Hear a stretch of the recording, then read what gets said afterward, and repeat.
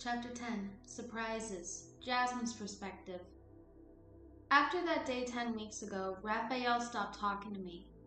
I feel like I took it too far. I should have done something different.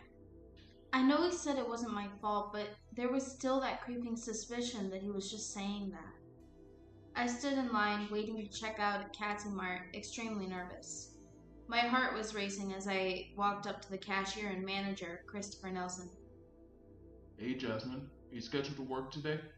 He asked. Yeah, I'm coming in at 4, I told him.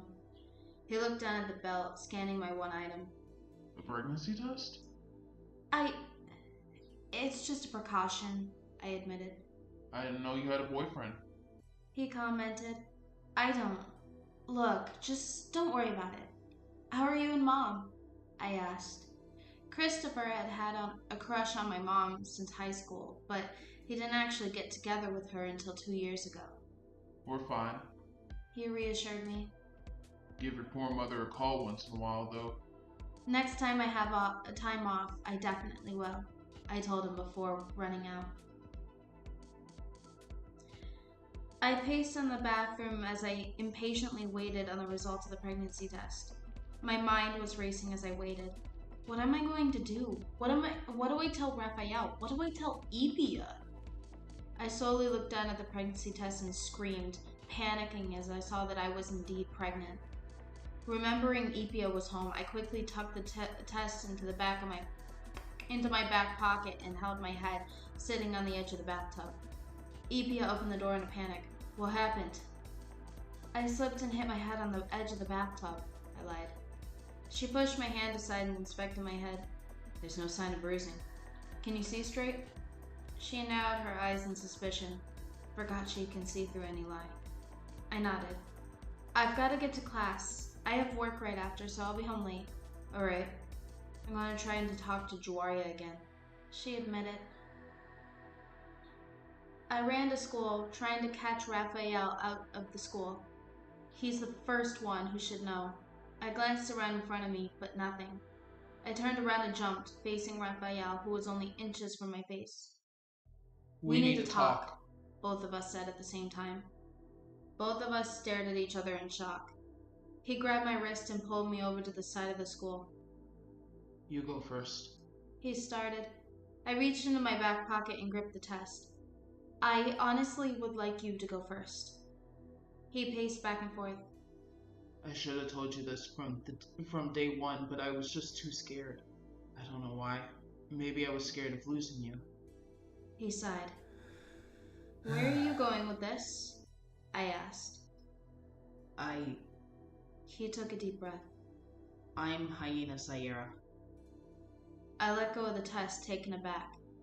Don't you dare joke around. I'm not.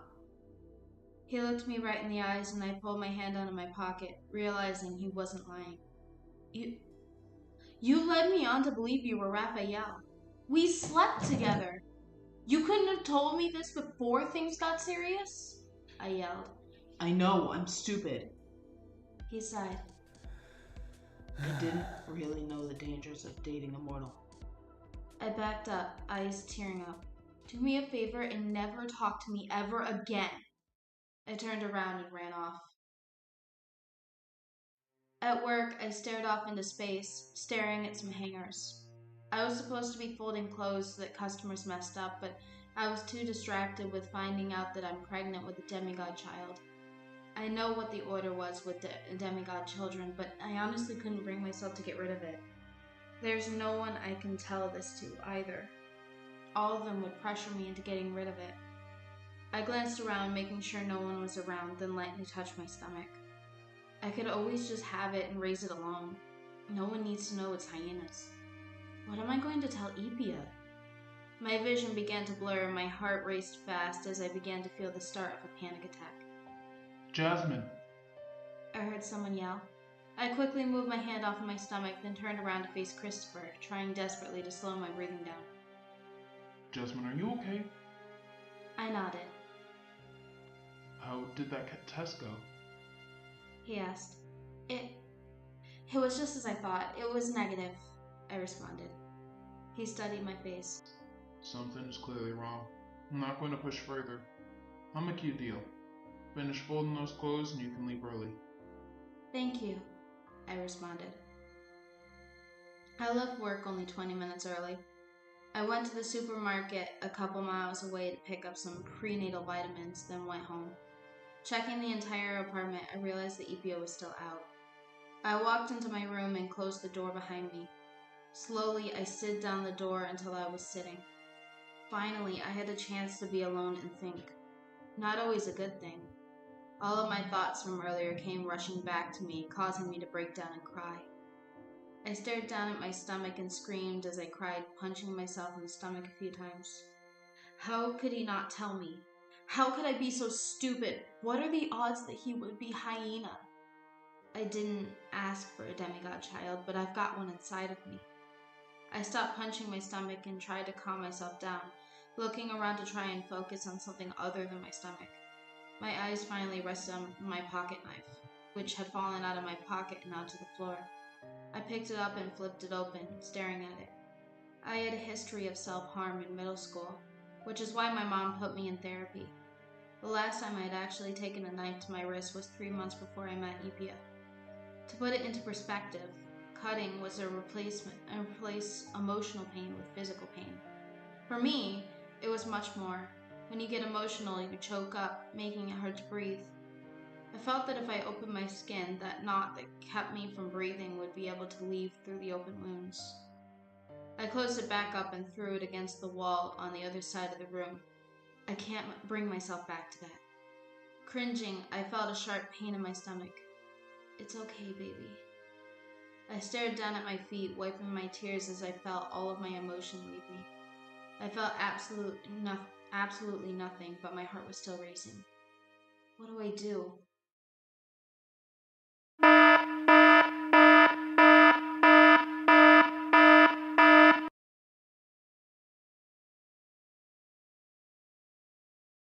Chapter 11, Forgiveness, Lypye's Perspective. I knocked on the area where the hatch appears for the mortal Syara team, knowing that I still didn't have permission to get myself in. The hatch opened and Agent M poked her head out. "Oh, Lypye, it's you," she said cheerfully. "Come in." The two of us climbed down into the base. "Is Jagwerye here?" I asked. "I know she usually meets with you around this time." She shook her head. Her mother wanted to talk to her, so she's running late. Lypye and Hyena are here, though. Hyena can show up for a meeting? I asked, amused. She smiled and opened the door of the back room to let me in. Everyone looked up at me. "Well, this is a surprise," Lypye exclaimed. "I believe I've calmed down enough to talk," I explained. We actually were about to let the team get back to their normal routine and just observe their actions.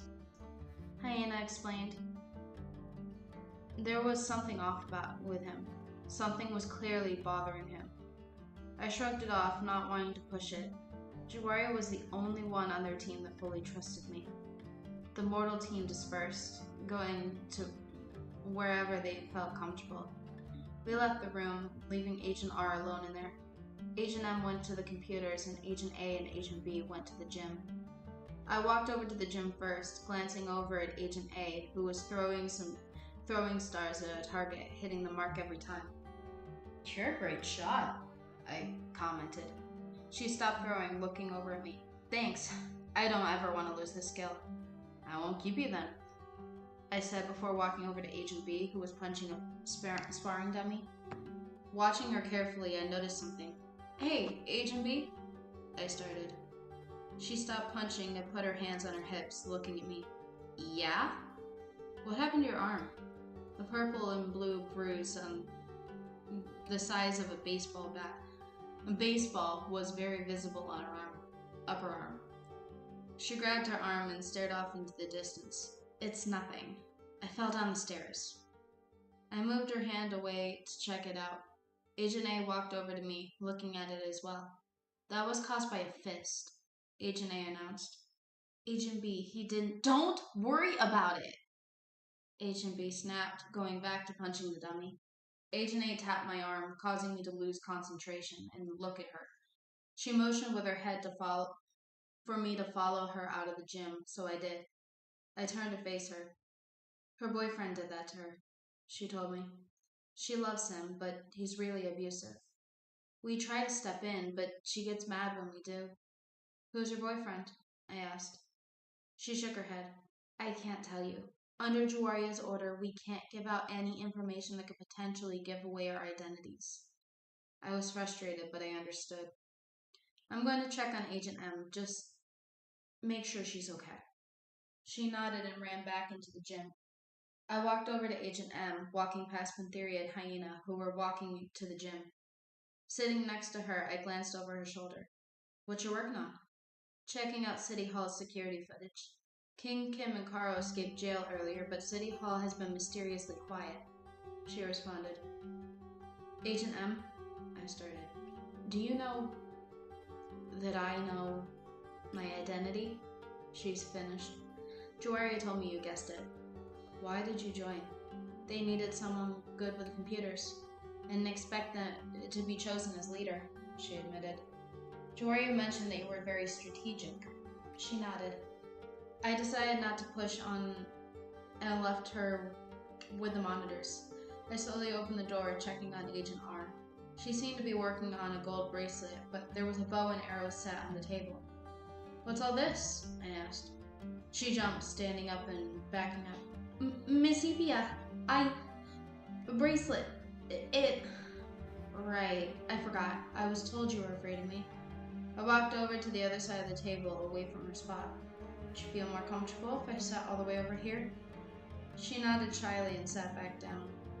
You don't have to tell me if you don't feel comfortable, I told her. The bracelet. It will set off a blinking red light to let them know the team is needed. The other agents, I mean. She took a deep breath. I've decided to try and make it a utility bracelet. Add a laser, grappling hook, stethoscope, locator, maybe some other stuff. I want to touch the arrows on the table. What about this? She stood up quickly and pushed my hands away. Don't touch that! Realizing what she had done, she stared at me, wide-eyed, and backed up. I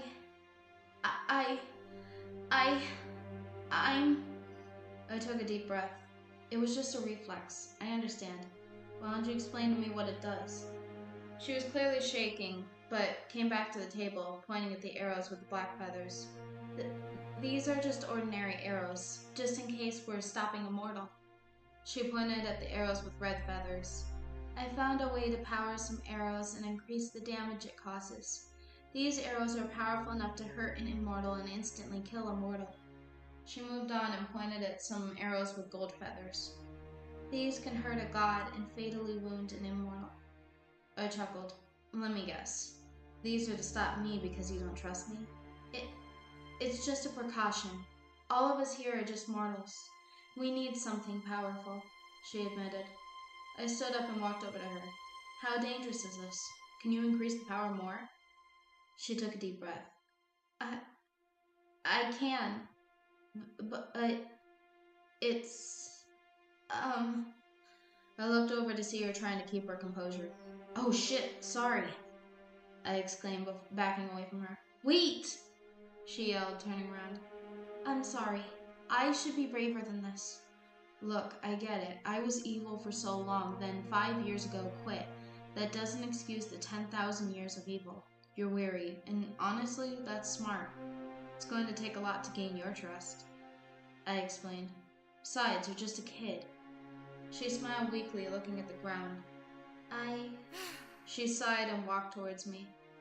Stopping in front of me, she showed me the palm of her left hand, which had a red burn running through the center of her palm from the bottom of her middle finger to her wrist. I can increase the power, but a normal mortal can't hold anything that strong without serious consequences. I grabbed her hand lightly, causing her to flinch. I examined the burn. Have you told anyone else about this? Just Agent A, she admitted. Looks excruciating, I commented. She nodded. The door burst open loudly, causing both of us to jump. We both looked over to see Jagwerye running in. Jagwerye grabbed my arm, pulling me aside. I told you she is afraid of you. What are you thinking? Look, I forgot, but The only way to get over a fear is to face it head on. Besides, you and I know I wouldn't hurt her. I paused for a moment, staring into her eyes. You actually think I would try to hurt her? You left pretty angry after I showed you the team, she pointed out. Doesn't mean I would take it out on the kids, I responded. Excuse me, came Agent R's small voice. We both looked over to her. Miss Jagwerye, I don't mind Miss Lypye sitting in here. Miss Lypye, I am afraid of you. But I trust Miss Jagwerye's judgment. I know you won't hurt me. She wouldn't trust you enough to bring you here if she thought you were still evil. We both stayed silent, staring at her. I'm sorry, I overstepped my boundaries. No. Jagwerye gave a small laugh. I just did not expect that from you. Me neither, I admitted. How is that bow and arrow coming along? I see you started on that project, Jagwerye commented. Oh, she started. Right, I cut in. Where's the first aid? In the back of the room. What happened? Jagwerye asked. I grabbed the first aid kit and brought it to the table, setting it down. Agent R slowly and shyly showed Jagwerye her burn. Jagwerye quickly grabbed Agent R's hand, causing her to flinch. What did you do? I noticed Jagwerye give a quick side glance towards me. It was the crystal, Agent R admitted. She held up a light purple crystal. This did enhance the power of the arrows in the bow, but mortals can't hold it if it's too powerful. I had opened the first aid kit and pulled out burn cream, bandages, and a wrap while they were talking. Could I see the burn? Agent R stood frozen, glancing at Jagwerye. I sighed. Right. Jagwerye? No, Agent R stammered, walking towards me. I shouldn't be this afraid. Look, kid, I don't want to force you into an uncomfortable situation. If it calms your nerves, I would rather Jagwerye do it. I explained. She held out her hand to me. I'm fine. Jagwerye sat down at the table as I began examining her hand. The good news is, it isn't blistered, so you don't need to drain any. Does it hurt to close your hand? I asked. She nodded. It's not excruciating, but it still stings. I put the burn cream on my fingertips, then began gently rubbing it on her hand, causing her to wince. Tell me if I'm putting too much pressure on it. She shook her head, closing her eyes. I took a bandage a little bigger than her palm and put it over her burn. Then I wrapped her hand with the wrap. Is that too tight? She shook her head. No, it's fine. I won't be mad if you tell me otherwise, I reassured. She gave a weak smile. It's fine, thank you. I looked over at Jagwerye, who was staring at me with her gentle smile. I'm going to do something, and this stays between the three of us, okay? Agent R and I nodded. Lypye, hold out your hand. Either one is fine, Jagwerye commanded. I narrowed my eyes at her and held out my left hand. Jagwerye held out her left hand and grabbed my left arm near the elbow. I did the same back. Lypye, Briar, Syara, I give you permission to enter the God world for 1 week. A glowing white string appeared at the end of Jagwerye's left pointer finger, then slowly grew, wrapping around our arms until it hit my left pointer finger. Then it quickly tightened around our arms before vanishing. I stared at Jagwerye, wide-eyed. What the fuck was that? Meet me on the side of City Hall around 9 p.m. tomorrow. I have given you permission to enter the God world for the next week. I'm testing you. I'm bringing you to the Syara team meeting tomorrow. I'm not going to tell Pantheria or Hyena you're coming. The door to the room slammed open and all of us jumped, looking over to see Pantheria. Pantheria, what have I told you about the doors? Jagwerye scolded. Pantheria shut the door. Sorry, but this is an emergency. Mom just came in to check on the mortal team. Oh no! Jagwerye exclaimed. We cannot let her in here. If she sees Lypye... I walked towards the entrance. Then maybe explain your plan to her. I pushed past Pantheria and opened the door, leaving the room. Lypye, wait! Jagwerye called, grabbing my wrist right outside the door. Lypye? I heard a faint, familiar voice exclaim. Jagwerye and I slowly looked over to our mom, who was staring at us in shock and fear. Hey, Mom! We both said. What is going on? Why are you here? How did you get in? Jagwerye, I thought you said you had good security. Mom said, panicking. I chuckled, amused. On second thought, it's more hilarious when you don't know anything. What are you... She started. Did you do that? She pointed behind me. I looked behind me to see Agent R and Pantheria standing in the doorway. She was pointing at Agent R's bandages. Agent R stepped forward. No, miss, Yes, I cut in. I turned to face Mom's furious gaze. I bandaged her hand. She's different, miss, I heard Agent R say. She's a lot nicer than I thought. Doesn't excuse anything, she yelled. I laughed. Ha! No, it doesn't. I got in my mom's face. Stop trying to turn everyone against me and let me redeem myself. I walked towards the exit. Lypye, Jagwerye tried. Where are you going? Home, I snapped. The home that still welcomes me. I walked into the apartment and noticed Jasmine's light on. Jazz? I walked into her room and noticed her sleeping on the floor next to the wall by her door. I kneeled down next to her. That's when I noticed the tears drying on her cheeks. She cried herself to sleep. I sighed, pulling her shoes off.